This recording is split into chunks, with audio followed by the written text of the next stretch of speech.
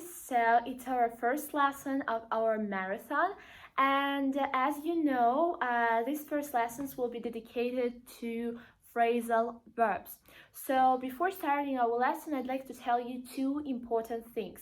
First of all, I'd like to make these lessons shorter but more informative. So you can watch this video again and again. It won't be in 15 minutes or 10 minutes, and just repeat and remember these words. And the second thing that I'd like to tell you is that you should understand that I won't give you all phrasal verbs even with the one verb, but I will give you the most important ones that are used commonly, that you can use in your writing or in your speaking, so they are very important.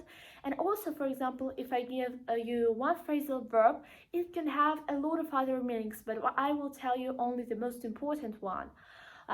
So that's all I want to tell you. So let's start our marathon. I was waiting for it for a long time, so I'm happy to start. So today we start with the verb do. We'll have today 5 prepositions with this verb, and I'll explain these phrasal verbs to you. The first one is to do away with. It means to stop doing something or having something, or just to make something stop, to make something end.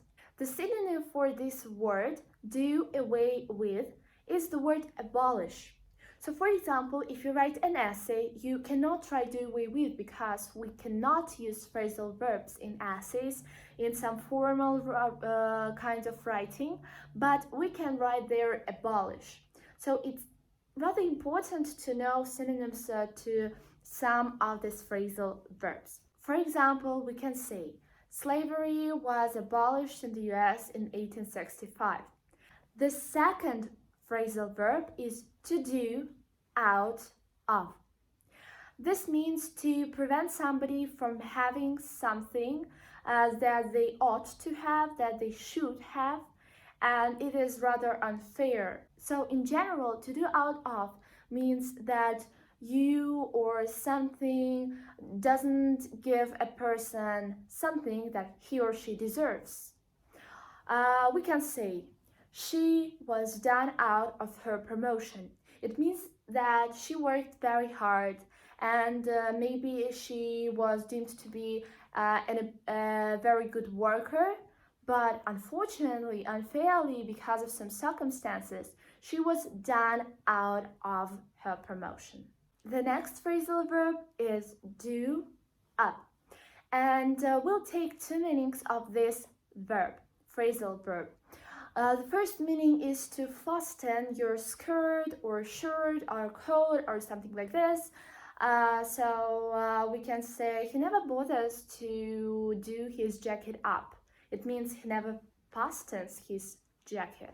And the second meaning of this verb is to repair and or decorate the house.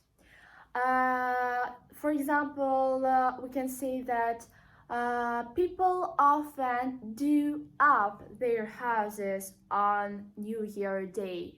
Or he makes money by buying old houses and then doing them up. So it means he repairs them, he makes them look beautiful, and then he just purchases them. The next phrasal verb, and actually we can use it in everyday speech, and it is do with. It is usually used in a construction, could do with something.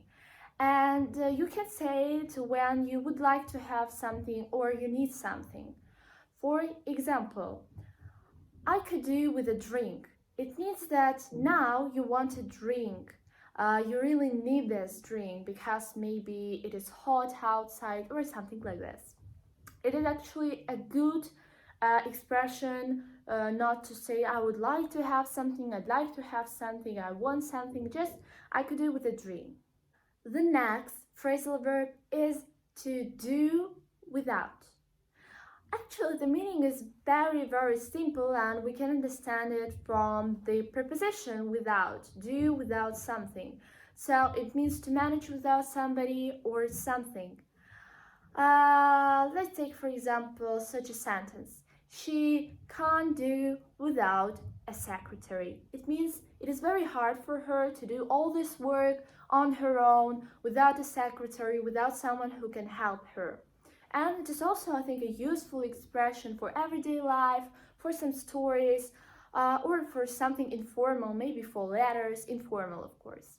And the second meaning of this verb, and actually the last thing in this whole video, is an ironic meaning. It means that you wish somebody hadn't done something. For example, imagine that your friend called you at 3 a.m. and started to tell you some news about something interesting for him or her. And you were not happy because you had slept before. And you can say, I could have done without being woken up at 3 o'clock in the morning. So it means that I wish you had not called me and woken me up. So I'd rather go to sleep. Bye. So it's an ironic meaning. So that's all for this video.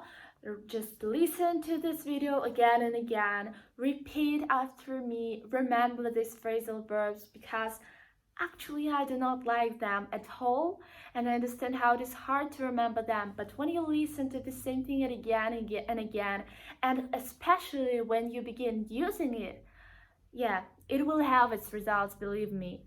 So waiting for the next lesson. Learn English with me. Bye.